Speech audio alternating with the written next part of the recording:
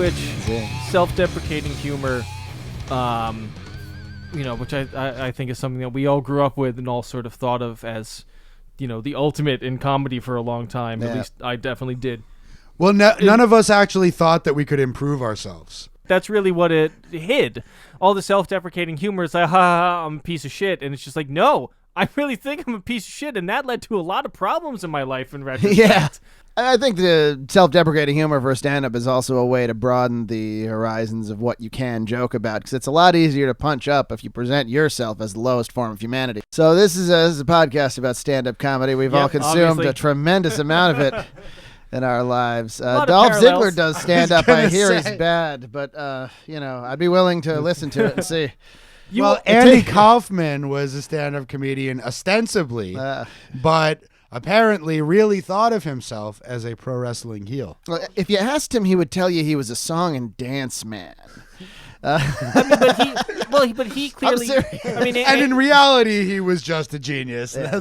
I guess Andy Kaufman really figured out what it took other people decades to realize, which is that there is all of this potential in the strange way that wrestling blends reality and fantasy. Oh, yes. In a way that nothing else really does. Absolutely. Like that, even like the closest thing I got, maybe like mockumentaries or something like that. Early on, when people thought they were real, like a lot of people thought Spinal Tap was real because nobody had really made a fake documentary at that point. Yeah. Well, like what Ben just said. Or War of the Worlds, the famous sure. Orson Welles War of the Worlds broadcast. Kaufman thought himself as a pro wrestling heel, and he did in his comedy, and people didn't realize that until even well after he did actual wrestling. That you look back at his stuff in the 70s and be like, well, he wanted to fail. He didn't want to fail. He wanted you to boo him the way his favorite wrestling bad guys were booed. And that's one of the things I think stand-up is one of the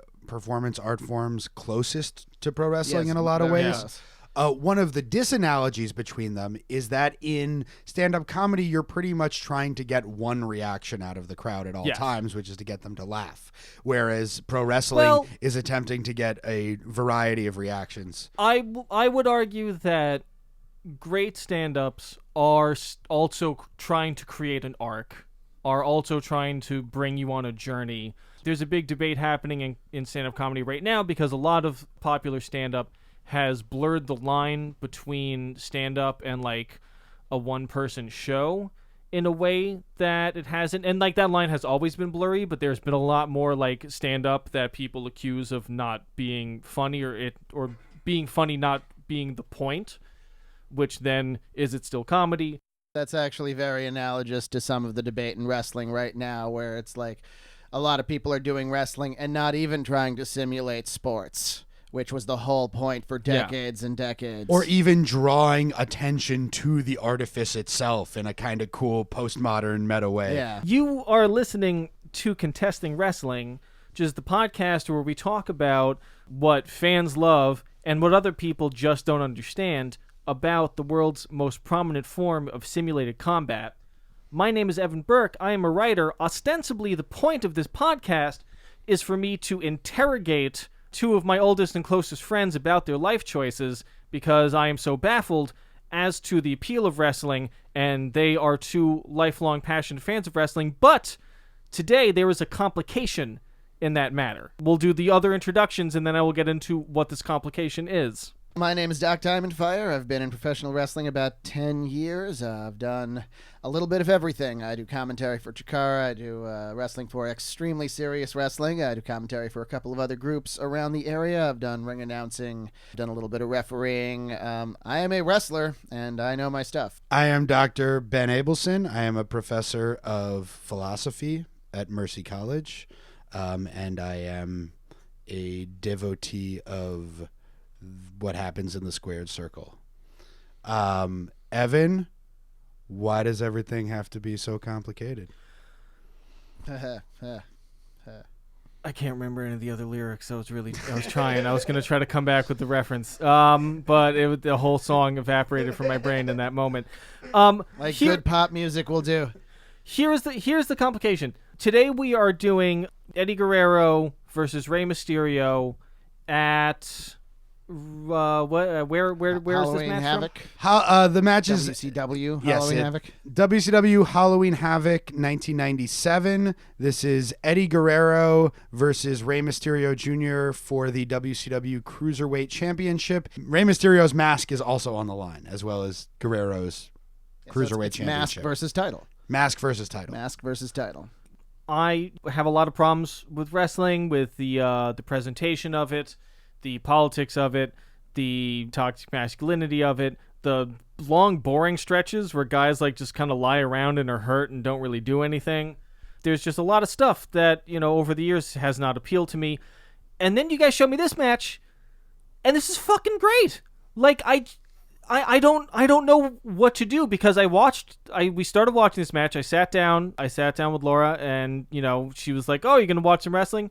I'm married to somebody who she loved wrestling when she was a kid and doesn't watch it anymore, but when we watch the matches, sometimes she seems to enjoy it more than I do. Cool. And I was like, "Oh, we're gonna watch Eddie Guerrero and Rey Mysterio," and she was like, "Oh, they must have come around after I stopped watching when I was a kid." And we sit down to watch it, both expecting like, it'll be whatever. Fucking thrilled every minute. What a ride. What a great ride. What a great display of athleticism, of storytelling through physicality. During the long stretches where they have to rest and do stuff, they found a way to make that interesting. And now it's complicated because this podcast was easy before. This podcast was about me not liking this. And honestly, I was pretty confident that I was never really going to enjoy it, that I was going to be able to maintain this level of skepticism and frustration and bafflement throughout the entire podcast. But now, this match was great. This is so what's up? Why is so much wrestling bad? Why is this the first I've heard of this? How come nobody said to me, "Oh, watch the good stuff"? I think the short answer to that question is anything, any art form, any form of entertainment or whatever, the vast majority is going to be bad. Making good stuff is really hard. And it requires a sort of perfect storm of the right people involved, the right story, the right audience, the right people producing the show and things like that. And every once in a while you get that thing that's really great. Now, if you're not a fan of a particular medium, I think you're going to have a lot less tolerance for stuff that's not the best. Sure, you could argue that to be a fan of something means you have a higher tolerance for the stuff that's not as good. If you don't really like metal, you'll still like Black Sabbath or something like that. There's going to be the people who just like Opeth. Yeah, right? Exactly, like that stuff. But then, if you find somebody who really loves it and is deeply obsessed with it, and like you go to somebody's house and they put on Saxon or or some... or like Borknagar, or some real Borknagar's pretty good. I was trying to remember a more obscure black metal band, and I couldn't. Because you're not that into black exactly, metal. because I don't care for it for the most part. Yeah. It's you can put on pretty much any doom or sludge band, and I'll be all right with it. Yeah, exactly. It just kind of works. Same thing. A lot of video games, you have varying levels of tolerance for the crap, or for a game that is good but maybe deeply flawed that you'll stick with that other people wouldn't. It drives me a little crazy, and I don't want to say that people who say this are wrong, because I think it's a generational gap, but I've started seeing people do young people doing reviews of old video games saying that they're bad because you couldn't beat them. And the point was that you couldn't beat them, and then you got better at it, and then if you ever did beat it, it was a real accomplishment, as opposed to having to get to the end to have any accomplishment. There are several things that these kids will eventually do in life where they have to learn to enjoy the whole thing, not just a few seconds at the end. Yes, but I would also argue that I would also argue that there were a lot of aspects of old games where there was an artificial difficulty imposed onto it because of the limitations of technology. Lives and continues and stuff. The number of I never beat Ninja Gaiden 2. That's exactly what I was even thinking. Though I got to that last boss 5 times after 5 separate 8-hour sessions, only to have the game freeze because the Nintendo overheated because I fucking just, would die enough times where I would get sent all the way back to the beginning of the game. And that is shitty. That sucks. That was the thing that, Oh, that's a flaw. That's a flaw. But it's still a lot of fun to play. It's like complaining about the special effects in 80s movies. Right. Right. So yeah, I mean, it is definitely a complicated question to ask, why do we like the things that we like? In general, right. I think a lot of it has to do with childhood, right? Like sure. the things that you were exposed to as a child are gonna resonate with you on a just much deeper level than anything else. And as you grow up, I think most of the time, your tastes change within a particular medium or whatever, but you still have that sort of residual nostalgic fondness, even for the stuff that you now recognize as bad that you enjoyed when you were a kid. Sure. And there are things that even you recognize that they're not that great. You would never tell anybody else to go check it out, but then you will still go home and watch the power of nostalgia is really great. I mean, there are things that I didn't like when I was younger. Now when I hear them, they remind me. Like 100%. I hear Bush's Machine Head, and I'm like, yeah. I remember. I don't know if you remember this interaction, but I remember you told me years ago that you have a brother who is much older than you, and you told me years ago that your brother once said to you, talking about Journey and those kinds of you bands. caught him listening to Journey or something, and he was like, look, one day you'll listen to Creed and be like, oh, I actually kind of missed this. And still hasn't happened. Yeah, Creed definitely not. But then there are things I remember in 8th grade thinking, I hate Third Eye Blind. I truly hate them.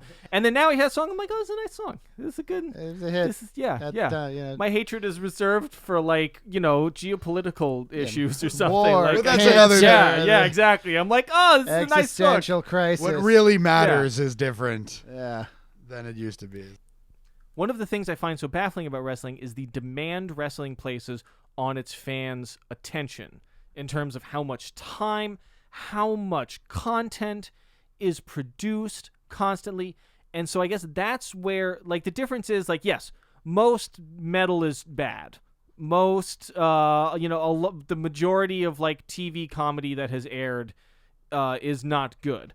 But when you find the good stuff, you'll listen to that or you'll watch that show, and the bad stuff sort of falls to the wayside. You develop sort of an ability to filter through it. Wrestling, you don't know. You have to sit down and watch the new stuff as it comes out, and you don't know if it's good or bad until it's at the end. And you might get through an 8-hour pay-per-view, and none of it's any fucking good.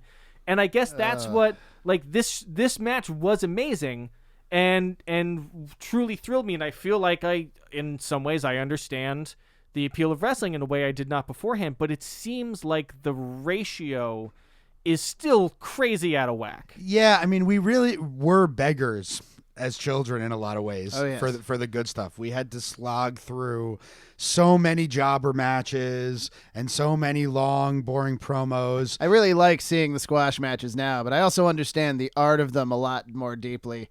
And if I sat there and tried to describe to Evan for hours why these one-sided 3-minute affairs were great, I'm sure he would eventually punch me hard for real. I guess I could see there's an appeal. We watched Goldberg-Lesnar at one point, and I would imagine that Goldberg... From WrestleMania 20, yes, to specify, because they had a couple of matches much more recently, which were somehow much better, but that's another story entirely. Goldberg seemed like the kind of guy who, he's not good at this, he's not particularly entertaining, but I guess he looks kind of threatening, and he can make a face, and so the way that you would want to use him would be to have him come out and demolish some guy half his size in a couple minutes, and then that's the value. That's how he made his star. They did that specific thing perfectly at the right time with the right context, and he was the right guy to do that. He became such a big star. He became way too powerful, way too early in his career, and never really learned how to do anything else. Despite the fact that the really good stuff is few and far between, the really good moments, the really good matches, there's something about just watching any wrestling. You're right. There is, it is even sort of baffling to me a little bit. Yeah. Why just as soon as something is in a ring, is in a wrestling ring, as soon as I know that it's predetermined and that I want to watch it, I want to see it. Is watching wrestling sort of akin to watching pornography in the sense that you are interacting with it on a spectrum somewhere between projecting yourself into one of these people and voyeuristically watching them fight. I mean, I would think that's kind of the same with any film or other kind of visual media like that. Like, you're always projecting yourself into the protagonist to some degree. True. But you're also, getting something like the thrill of, as you said, voyeuristically watching someone fight outside your window or something like that. I guess or watching something go down. I guess because this seems more immediate and physical, and even though there is a story, there is obviously a story and theatrical element to wrestling, it is a lot more about the action in the ring. Or maybe that's not true. But I guess really more what I was asking, it's not that I was trying to equate those two things, but it struck me that at least that would be the way that I would interact with wrestling, is that it seems like it's more of you are projecting yourself into the ring. You are projecting yourself onto one of the characters and sort of like your mirror neurons firing, like you're sort of like putting yourself physically in what they're doing. It seemed like you would do that with this more than you would do that with martial arts films or, like action movies, like stuff like that. You can actually go to the arena and see these guys do it live, much like you would a sports player, The live nature of pro wrestling is something that I think is overlooked a lot because we watch so much of it on TV now. But I would say that the television wrestling show is actually something more than just the pro wrestling art form. It's the pro wrestling art form presented on television in this kind of serialized sort of way. Whereas what is essential to wrestling itself, for me, is something that happens live in front of a live audience. How do people react to this match? Did this match have a stylistic precedent leading up to this, or was this like some new shit in WWE at the time? So this is actually quite not a long... in the WWE. This was not the WWE. This is WCW. WCW, sorry. So American televised wrestling. So it was fairly new, at least on this level and of presentation. So there's a long history leading into it, based on the different national traditions of pro wrestling other than the United States tradition. So wrestling started, as far as we know, in the US and Europe in the 19th century. In 1863, during an event known as the Second French Intervention in Mexico, wrestling was brought to Mexico. And this distinct style called lucha libre developed, which is totally distinct from the American style. So one of the really interesting things about the American style and lucha libre is they developed independently. It's not like American wrestling, or not like U.S. wrestling was brought to Mexico. Wrestling grew up in Mexico and the U.S. independently. Then there's also a tradition of Japanese wrestling, often called puroresu, which is just like a mispronunciation of pro wrestling. Puroresu developed in the 1950s, post World War II. Japan was in need of heroes to look up to. And especially this one guy, Riki Dozan, became an enormously popular star in Japan. Japanese wrestling was an export from the US, but in the intervening years has taken on a very, very different character. Oh, like many big nationalist Japanese wrestling characters, Riki Dozan really didn't want anybody to know he was really Korean. Inoki, too, but that's a whole other story. Well, that's wrestling, right? That's wrestling. What style is this emblematic of, these two guys? The reason Ben is talking about both of these styles is that they met the styles around the world and in America in the early 90s. And there was a core group of people that wrestled in Canada and America and Mexico and Japan, and then most of them came to WCW in the mid-90s and mashed all of it together. First ECW, actually. Yeah. Paul Heyman really had the idea to start bringing some of these guys to the U.S. Most of them were in Japan. They had come from Mexico. They had come from Canada. They had all met up in Japan and developed what is now known as the Lucha Resu style. Eddie Guerrero and Rey Mysterio are two of the greatest embodiments of that Lucha Resu style from the 90s. So you have a little bit before them, a guy named Ultimo Dragon, a Japanese guy, went to Mexico and learned Lucha Libre. And then you also had later, mostly guys like Eddie Guerrero and Rey Mysterio, who were initially trained in Mexico, though they were born in the U.S., going to Japan and learning the Japanese style. So it was this confluence of these different aspects. And let me just say a little bit about what these different styles are and what's characteristic of them.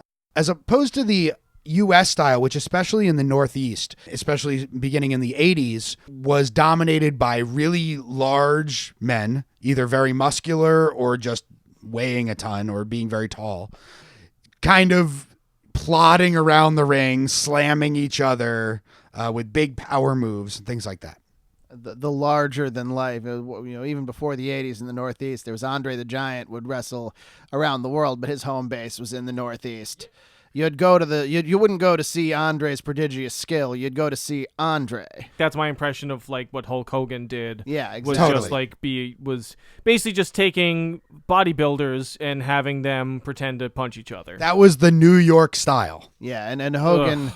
That's such a shame. One of Hogan's idols, of course, was Andre. One of Hogan's biggest mentors in wrestling was Andre. They had a very famous match in 1987.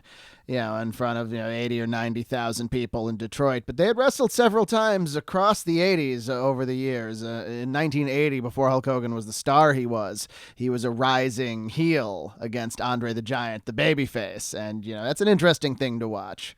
So compared to U.S. wrestling, Lucha Libre, Mexican wrestling, is less about power and more about finesse. As opposed to the body slam, the arm drag is sort of the fundamental move of Lucha Libre, which is more about, using your opponent's momentum against them, kind of like judo almost, or aikido, in order to throw them in various ways. So that's one big difference. The other big difference is the tradition of the masks in Lucha Libre. Wrestlers are often masked. There's some kind of connection to like Aztec religion, but also Catholicism in the development of those characters. They're sort of cartoony in their own way, but the masks take on this very important symbolic meaning to the point where the wrestler's character is largely bound up in their mask. So to be unmasked is in a way to be killed, is for your character to sort of face a kind of death. Would the American audience watching this have understood that? Some of them to a point, but WCW did something very intelligent. In all of the matches that they had involving luchadores, they brought in a man named Mike Tenay to do commentary. And Mike Tenay is very, very still to this day, is very, very knowledgeable wrestling historian. And the WCW announcers were all kind of like a Southern sports entertainment guys who didn't know anything about Lucha Libre. But Mike Tenay would come on and explain to everybody, including the other announcers, that's cool, what was going on, why these guys were doing this, what the mask meant. And so I feel like I would enjoy wrestling a lot more if there was a separate commentary for beginners. Right? It's like, hey, if you don't know what's going on, let me fucking tell you like what the deal is with this match. Well, at least in the WWE, you will learn nothing from listening to the announcers. They are so bad. You actually become more ignorant. But they never stop talking. And just bickering with each other and calling out Twitter hashtags and just, they don't actually tell the story of the match, which was what the function of the announcers always was. Of the matches that we have watched for this podcast thus far, I remember zero commentary, like it all, except for Jerry Lawler being sexist. That's the one thing that I actually really remember. And that got over pretty big. Other than that, it's all just babble that just goes in and fucking goes out. And I understand that it's not supposed to be that. I understand it's supposed to be. It seems like it's just like tittering. Good commentary is even rarer than really good wrestling. Yeah. Hopefully we'll see one of the classic commentary teams at some point. It's also, there are a lot of variables there, context. You have to know, at least on some basic level, what they're talking about in the first place. We might do an episode where we try to pick out like a really good commentary match. Yeah. Well, I would like to see what the difference is, because I understand that you can't just have the match going, because that would feel a little strange. I wouldn't mind, actually, because if you go see wrestling live, you don't hear any commentators. Oh yeah, that Yeah. makes sense. Yeah. And when I when I watch Japanese wrestling, I prefer to watch it with the Japanese announcers. And I do not understand Japanese, but the emotion that they express Sure. and like the excitement of the Japanese announcers adds way more to my experience of watching the match than listening to the shitty American commentators. The American commentators do seem. There seems to be a lot of like, oh, and he's doing this, so oh no, and he did a big flip. Oh, and he's doing this, and blah, blah, blah, and like, there's no dynamic range to what's happening. A good commentator will have that range. But Jim Ross, in his greatest moments, yes, has that Jim range. Ross can do that. Very few commentators do it properly, and a lot of it is just the encouragement of the WWE for them not to. So was this match a big deal? Like, how did people react to this? It was very critically adored. Yeah. But keep in mind, it was only a few matches into the show. It wasn't by any means a big main event of the show. But They were two relatively young, and in Rey Mysterio's case, he was only like 21 or 22, two very young wrestlers doing a style that had not proven yet to draw money in America. People that watched it were absolutely dazzled by it. It became a real yardstick match. It became almost immediately the kind of match where if you had a friend who didn't like wrestling and wanted to see what it was like, you'd show them this match, and they'd be like, whoa, that's pretty good. So there's a right? history of this here. Yes, so yes. this is the significance of the match, really, is that it got way more notice and way more attention than it probably should have, or that anyone would have expected it to. Eric Bischoff brings in all of these Lucha Resu stars. The head of WCW. The head of WCW at the time, Eric Bischoff, brings in all of these luchador, some just straight up luchadors, and some of these more hybrid Lucha Resu guys, but brings them in because now he has like a 3-hour Monday night show. It was still 2, but Maybe it was 2. It's long enough. Yeah. And they needed to fill time. And the way one wrestler, Scott Hall, describes it is that these guys, they were so smooth in the ring, their actual wrestling was so aesthetically appealing that you could just put them on and people would watch without really caring about what was happening very much. And then you could have the announcers talk about your big main event with Hulk Hogan during the match, which they did constantly. And so the idea was that these little guys, and they were all undersized, they were cruiserweights, didn't draw. No one really cared about the characters. No one really cared about the matches. But if you put them on, it would keep people's attention for a little while in between stuff that they did care about. But then this match happens. You'll notice there's no video package. It's a mask versus title match. So Rey Mysterio, who came to be the greatest luchador of all time, his mask is on the line. And I was going to say, the mask had incredible significance. If you're wrestling in traditional lucha libre and the heel or anyone pulls someone else's mask off in the middle of the match, the person who pulls the mask off is disqualified. And this is a character that Rey Mysterio's like uncle or something have been doing before. So this would be like killing 2 generations of wrestling. Oh, yeah. Rey Mysterio Sr. is still wrestling today. Whoa. Luchadors wrestle forever. It's amazing. It's one of the most risky styles you'd think, but luchadors will wrestle into their 60s. Jesus. Slower than they used to, but they'll still do the rolls and the pushes and then the arm drags, and it's amazing. So it's amazing. Sorry, you go. So occasionally they'll sometimes put the mask on the line officially in a mask versus mask match or a mask versus hair match or a mask versus title match. You lose the mask, and that's basically the death of the character. The wrestler will keep wrestling sometimes unmasked. They'll assume a new persona now that they don't have the mask, but that's it.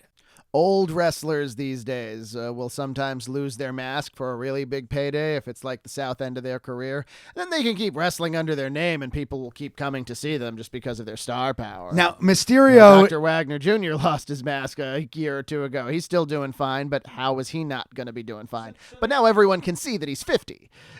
Right. You couldn't tell before. Mysterio is actually an exception in this case because he did lose his mask eventually to Scott Hall and Kevin Nash in just like a throwaway thing where WCW made him take the mask off even though he didn't want to.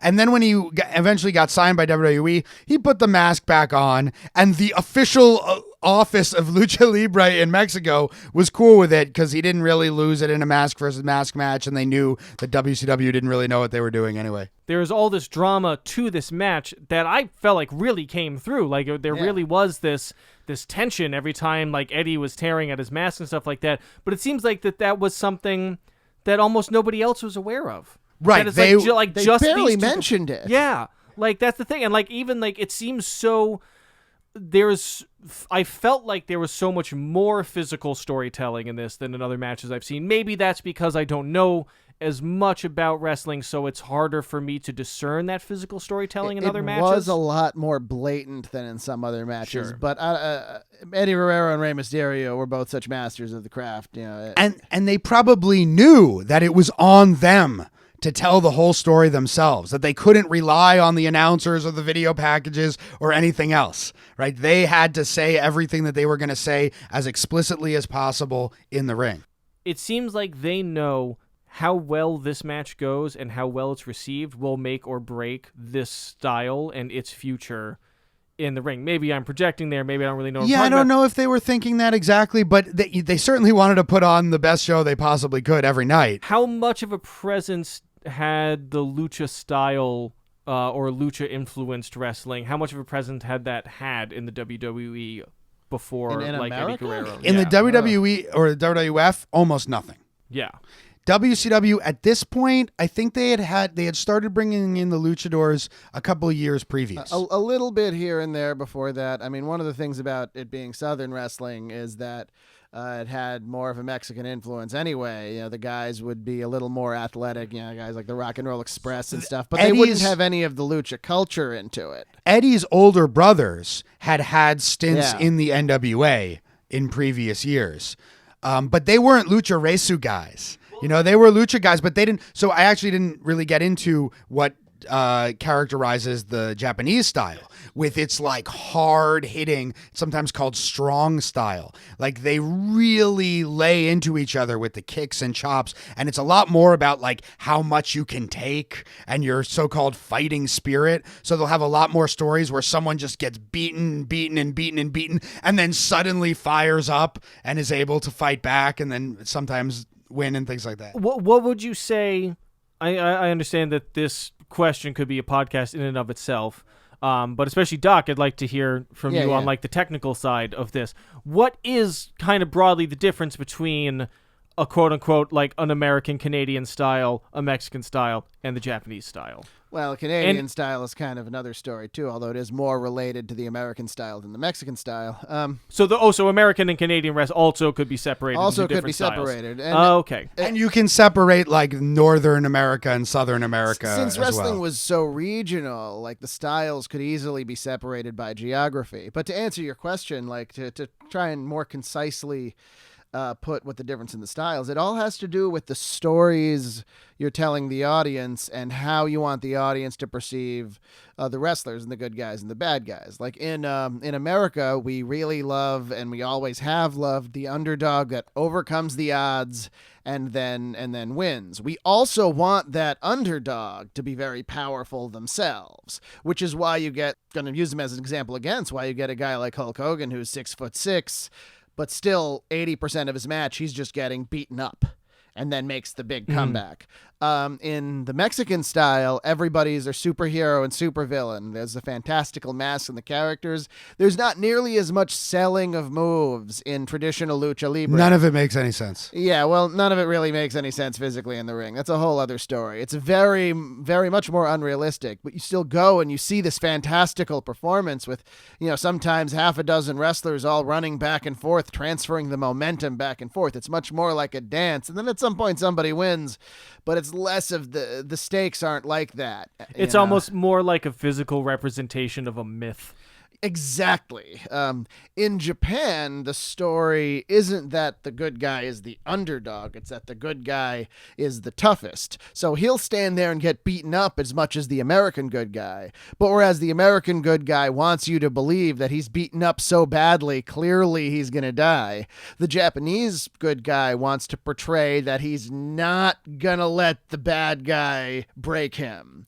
And they, the Japanese selling, I find, is much more in the face and much less in the body. It's more stoic. It's more stoic. Less asking for pity. You absorb it and then project it back onto your opponent until the power level is so high that one of the participants collapses. That's the most concise I could put the difference between the three styles. And Lucha Resu is a combination of the latter, too, which had never really been seen in America before.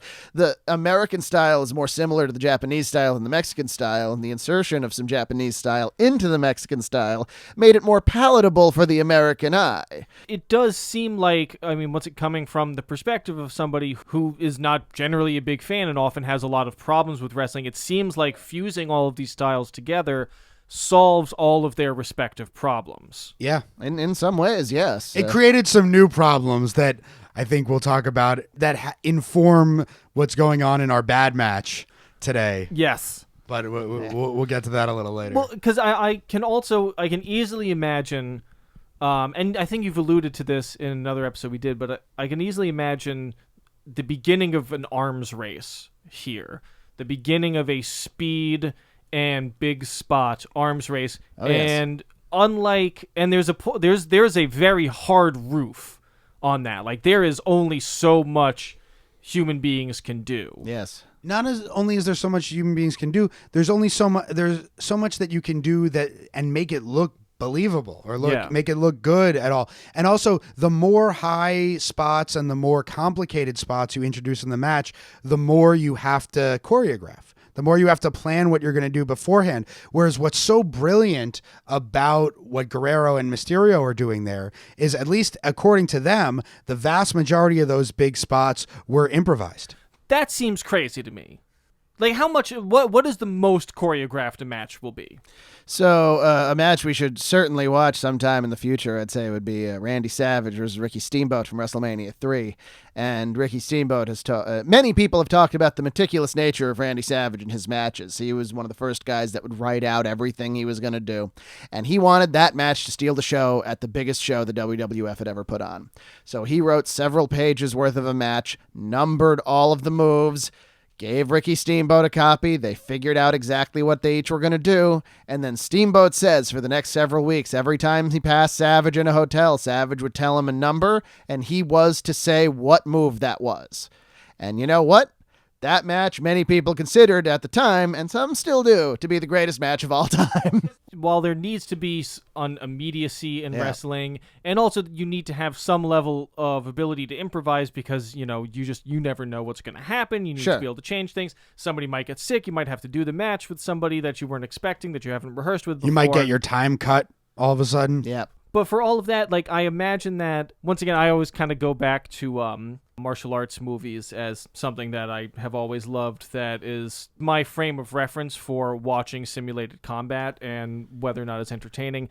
And I think about, you watch behind-the-scenes things for Jackie Chan movies where they take 150 takes of a scene over and over and over and over again because it is such a precise thing that has to happen in a very specific way, that obviously that's a movie, they're not doing that in front of a live audience. And Jackie Chan and most of his movies, I think, were like funded by the Chinese government, so like money wasn't a big issue. I think one thing you have to think about in terms of improvisation in wrestling is by analogy with improvisation in music, right? Where like the scales, the chords, you've practiced various different sequences in which you play them that are like sort of canonical sequences, right? And then you practice those, and then you practice the developments on those canonical sequences that you yourself have worked on or that new people are working on.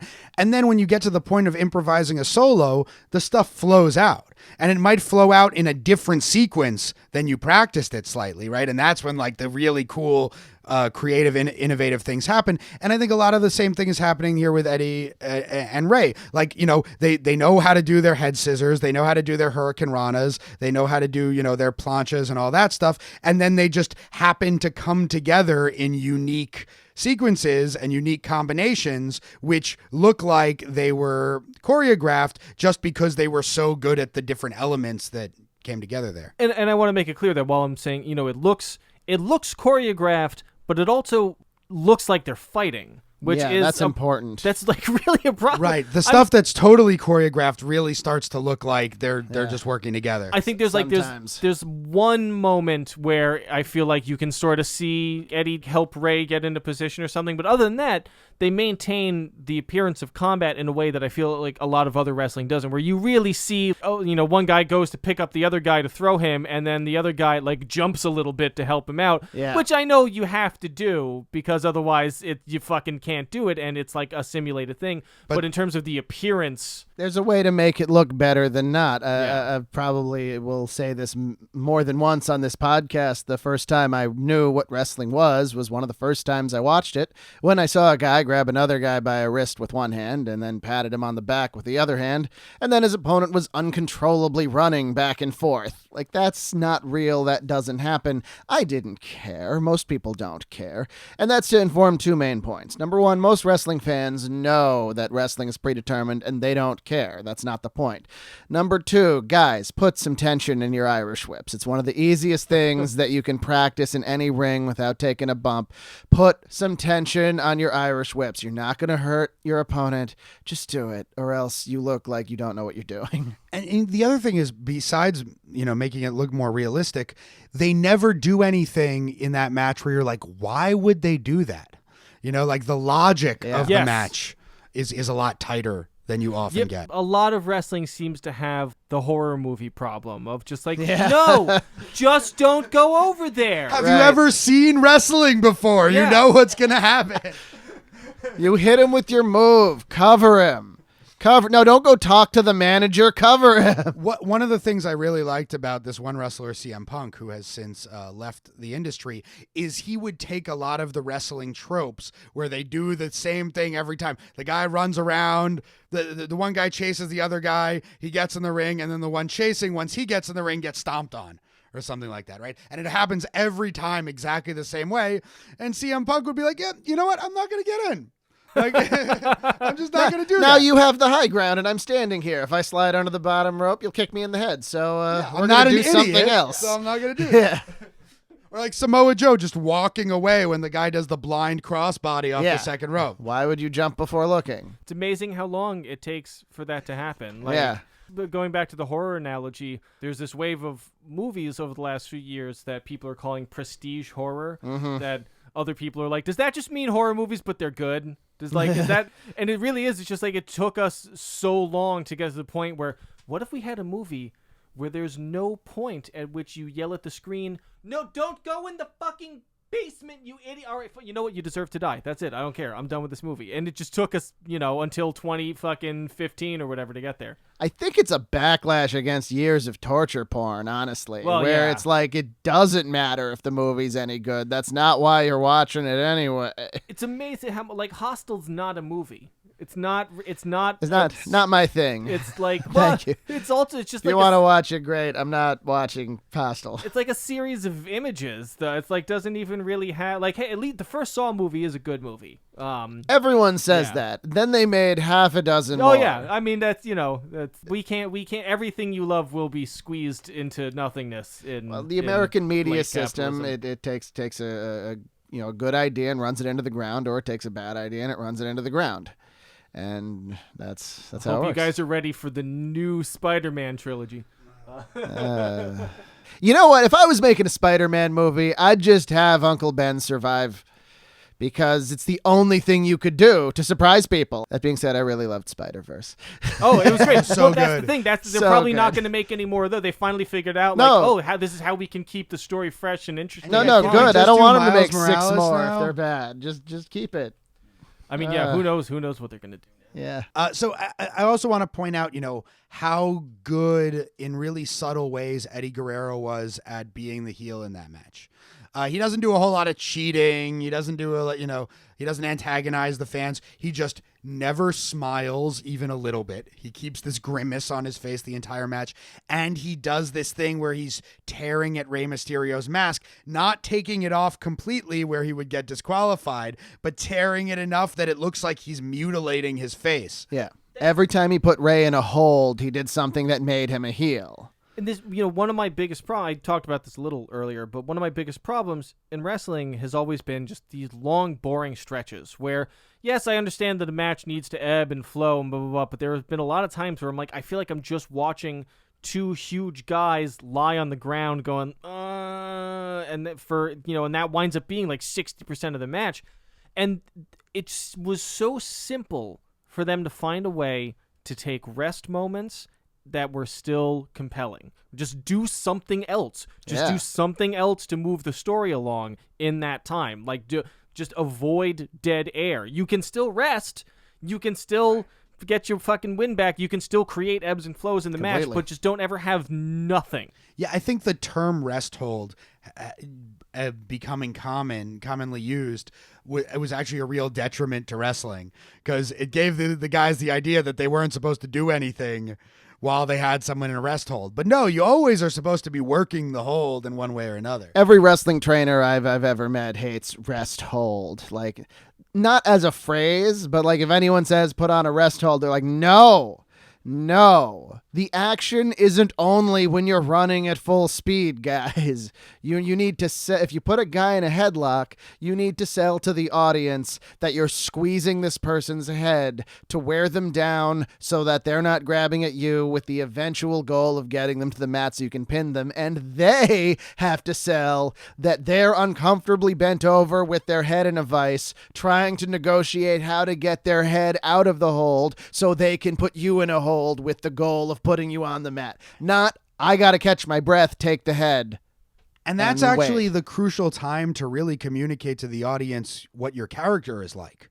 Right? Yeah. Like the heel, who, is supposed to be getting the heat, as they say, is, telling the audience why they're such a bastard, and, how they're abusing the babyface, and how they're so much better than them. Whereas the babyface is trying to get sympathy from the audience. So, you like me and I'm being hurt, get behind me. I need your support in order to have the power to overcome this hold. And Guerrero and Mysterio did that perfectly the entire match. Do we have anything to add before moving on to this week's bad match? Eddie and Ray would stay in WCW for another several years.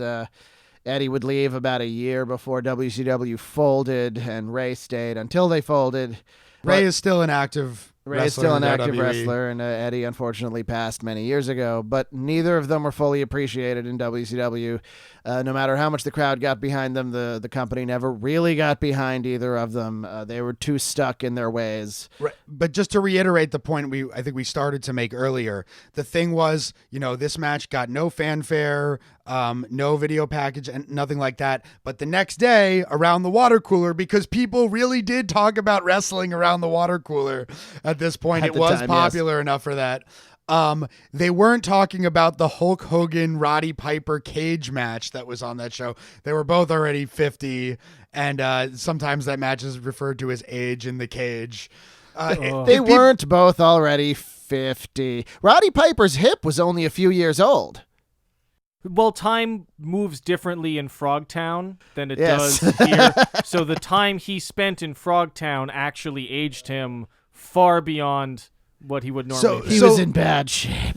But long story short, this match sort of proved that people did actually care about these guys. They could put on a compelling match that could be a main event, that could draw people. And they got more and more popular to the point where the WCW fans were begging for them to get to be put on top, to be put in main event positions. More recognition. And it just never really happened. Or by the time it happened, it was too little too late. And eventually they jumped to WWE and became way bigger stars there. They have simultaneously made me understand what I could like about wrestling. They have made me understand a lot more of the appeal of wrestling. At the same time, they might have fucked up the rest of it for me, because I'm also getting the impression that this is one of the best matches ever and one of the most entertaining things. And if it's downhill from here, I don't know if it's going to keep my attention. So for those of you keeping track at home, Ben and Doc did win this episode, but I plan on defeating you in the future. So it'll probably happen. And we're going to take a break and come back and talk about this week's bad episode. Bad match. I mean, yes, we're going to take a break and talk about this week's bad match. This is a good episode. The Scramble Cage Melee from Ring of Honor in 2004. We specifically wanted to have a match that had a lot of crazy great moves and a lot of fast-paced action that really doesn't hold up when you watch it. This was not fun to watch. This was not an entertaining. Well, it was like you go to the circus and you watch them shoot the man out of the cannon a dozen times in a row. Yeah. By the second time, you're like, okay. By the fourth time, you don't want to see it anymore. And then they do it 8 more times. Just my first thought, just during like the fucking million intros, because there were 12 guys in there. Let's run down who's in there. Sure. All right. Okay. Yeah. You want to do that, Ben? So yeah. So we had Jack Evans, who's probably the most notable person in the match after this match. He became the biggest star of anyone in there. Altar Boy Luke, BJ Whitmer and Dan Maff. Dan Maff ain't bad. H.C. Loke and DeVito of the Carnage Crew. Dunn and Marcos of the Ring Crew Express. Oman Tortuga and Diablo Santiago of the Outcast Killers. Fast Eddie, who is legally blind. That's his claim to fame. And the guitarist from the classic Motorhead lineup. Right. Came out to Blind by Korn. Right. Which, now I get it. Okay, you know what? He's Now blind. it's okay. I was very critical of that. I was like, this is 2004. This is too much Korn, but I guess if he's actually blind. It's because he waited through the whole intro. I can't stand it when guys who don't have any cachet have 30 seconds before they even come through the curtain. Last but not least, we have the late Trent Acid. R.I.P. Trent Acid. Who may have been a big star if he had not died of a drug overdose shortly after this match. It was a few years. Well, I noticed when they got to the end of the match, when it was just him and Jack Evans, that 1 minute of their 2 minutes of them wrestling was far more entertaining than the entire rest of the match combined. Despite the horrible botches. Yes, well, yeah, that was also... Well, all right, so... Well, they were doing it with intensity. They were going at each other as hard as they could. They had some charisma. Yeah. My first impression watching it was just like, this is not professional. This is a misnomer. This is not professional wrestling. And then, you really notice, like, first off, there's already a gulf between how entertaining wrestling is live and how entertaining it is televised. This is true. And that gulf is wildly exacerbated when you have a budget of $12. Yes. And... like, nothing against them. I'm glad that people are out there making indie wrestling. Well, actually, now I don't know how glad I am because I was really just suddenly caught up in the thought that, wow, like this is a thing that a professional organization needs to do in terms of having like properly trained medical staff there, having somebody there to make a doctor. I mean, I guess there's always a doctor. And like there's always a doctor, yes. They all had their blood pressure taken before the match. I mean, there's a doctor, but then there's like 12 guys doing all these botches, and then there's also stuff like Jack Evans comes out, and Jack Evans clearly the most talented of the bunch or something. Oh, yes. I mean, hey, look, I've been high since the end of the Clinton administration, so I can't really criticize anybody. Don't get high and go do that shit. Like, are you fucking kidding me? Like, you need to be on point with that. Like, I try not to get high before I do push-ups because Jack Evans comes out all squinty, tomato-eyed, like, we gonna get this, son. Then, he went and got it. Like, there should be somebody backstage whose job it is to be like, fucking stop that. Nowadays, there usually is. A lot has changed since then. Like, just the last 10 years. A lot has changed. Yeah, it's recent. The wrestling business is starting to catch up with everybody else, and some people grumble about it, but it's a good thing. But on the note of the professionalism of it, what makes it professional wrestling is that they're getting paid. But most of them were not getting paid very much, and not nearly enough to make it worth the risks that they were also, taking. it's not amateur wrestling, which nobody would pay to see because it's boring. But they also, like, these guys also seemed like they were not doing the moves as well. No, they weren't. You're right. Well, they were trying to cram, too much into the time they had, and there were too many people for everybody to get their stuff in. And so they all just did moves and moves and moves as fast as they could. And they're guys who were 14 when Rey Mysterio versus Eddie Guerrero happened and saw that, was like, whoa, that's cool, those things that they did. And then as soon as they got in the ring, just wanted to do the crazy high spots without learning the sort of why behind them. Once again, going back to a music analogy, if a bunch of 14-year-olds who have all been playing their instruments for 6 months go play a show, it'll be terrible for sure, but that's an important learning process, and like nobody gets hurt. at the end. But like if you are at that level, like as a wrestler, like the chance that you will do lasting damage to yourself or somebody else. And I know, look, I'm sure that there are listeners who are listening to this and thinking that I'm taking a real like mom perspective on this podcast, where like every time we watch a match, I'm just like, do their loved ones know that they're doing this? But like seriously, if you think about this for 1 second. Well, you sound like veterans in the business, telling the young guys, don't do all of that stuff. Build to one really big climax, and everyone will remember that one really big climax. And that's historically what has always gotten over. People will come back because they remember you. Yeah. And those guys wanted to have long, successful careers. Like, that's the plan. They want to get to WWE or whatever eventually. So they should realize from their own intentions that it's a bad idea to take this route. And beyond any of that, like, even if you remember, oh, shit, that guy jumped off the top rope and jumped off the cage and fell 20 feet and landed on his back, like, that was cool. You might remember that, but you're not going to remember who did that. Well, not that's necessarily. No. I was like, I'm watching this, and I, you know, in trying to figure out what the expectations and assumptions are in wrestling, you know, what the bookers expect of the fans, what the fans expect of the matches. I'm just watching this like, am I seriously fucking supposed to remember everybody that's involved in this? Am I supposed to remember everybody's name? Are there storylines here that I should be caring about? Well, like the psychology is one of these guys is going to grab your attention and grab the brass ring and pull themselves away from the pack, which didn't really happen. I mean, at the end, Jack Evans won. He did like the 630 or a little bit more and landed at about 1.5 feet below where he wanted to land and everything.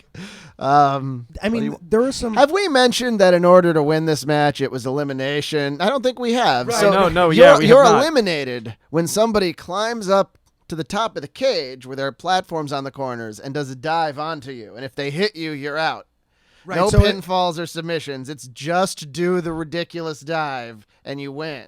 Right, so even if they had wanted to have a meticulously planned out match that built to the one big spot, they couldn't have. Right. Because the rules just worked against that. One of the moves, 6 people were eliminated at once, including the person doing the move. There were some stories being told in the match, though, but as a combination of both just like the chaotic layout of the match and also the production difficulties or the lo-fi production, it was really hard to follow what those stories were. You know, at the end, when I got a little invested, when it was down to just Trent Acid and Jack Evans, when cool stuff happened there, I was still like, I had no conception of what went before that. It was like somebody playing you just the climax of a long song or something like that, and it's like, well, without all the stuff beforehand, I don't understand why this is cool or why I should care about it. I did write down, it's the equivalent of 9 guys soloing at once. That was that is exactly one of the metaphors I wrote down, where like, this is like seeing a terrible metal band with 14 lead guitarists. Yeah.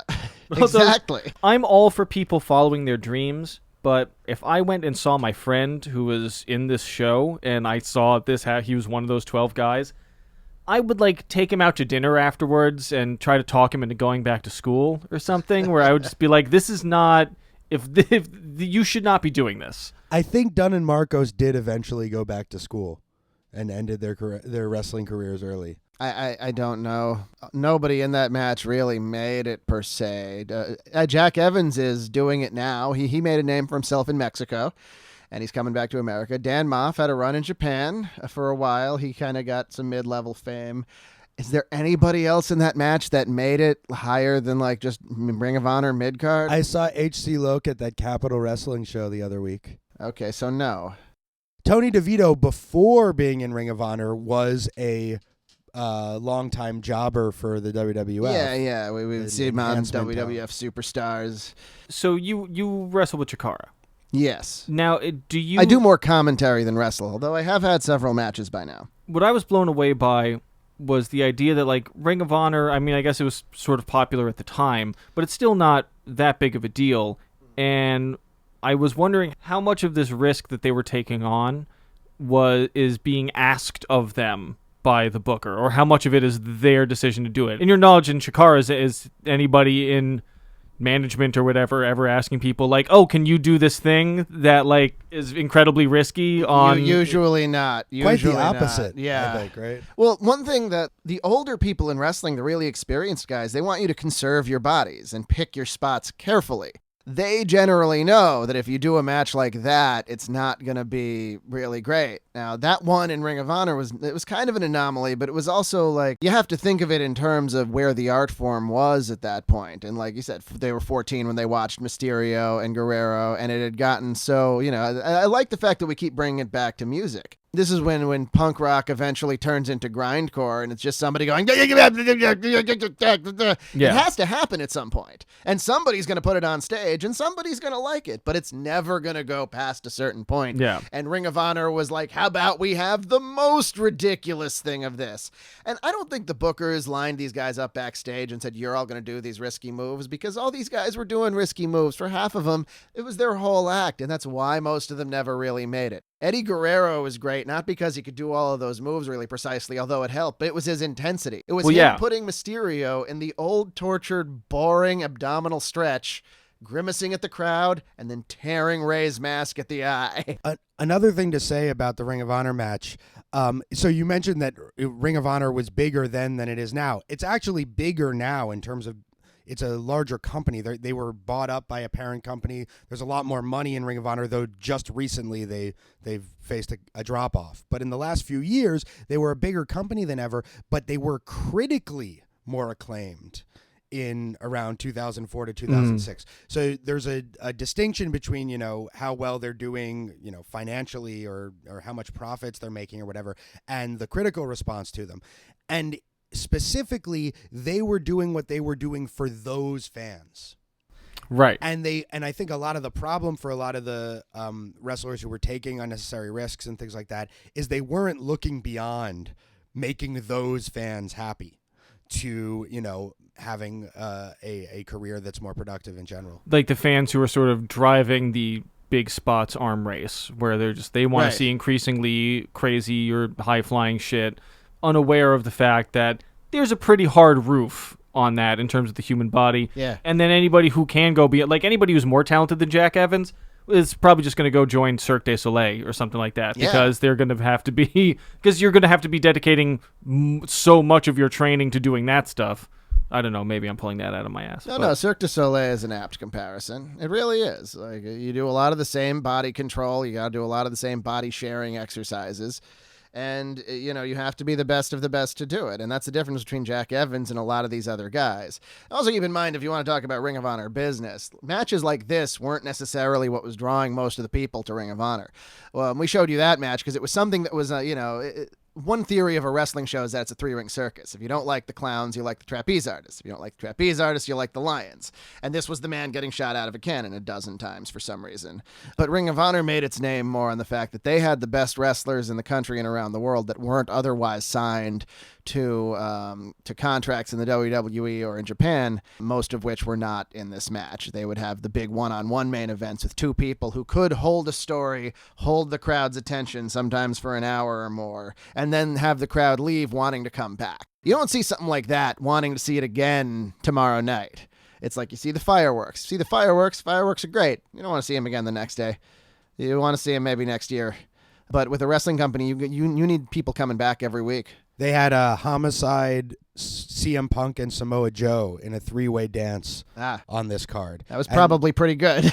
yeah. Samoa Joe and CM Punk went on to become two of the biggest wrestlers in the world. Homicide was very influential on pro wrestling for years to come. He had some success. He never quite made it like Joe or Punk did, but everybody knows that Homicide was quality. He was a big character, he was a real...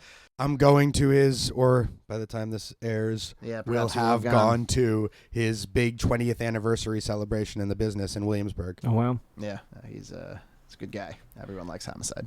All right, so I feel like that's, Yes. Machine gun noise. I was at a show in the Bronx a couple of weeks ago doing commentary, and Julius Smokes showed up, did a run-in. He'll be there at this show. He's actually going to have a confrontation with Prince Nana. It's not going to go well for Nana, I imagine. Two legendary independent wrestling characters. Yeah. Yeah, so I think we're going to wrap this up. I think we've reached the logical conclusion of the conversation on these. Thank you very much for watching these matches with us, Evan. I value seeing your unbiased and outsider opinion, good, bad, and ugly. And we will continue to bring you the good, the bad, and the ugly. I appreciate your guys sharing your perspectives with me on this. Yeah. You can follow Evan Burke at Evan Burke, etc. That's Evan Burke, ETC.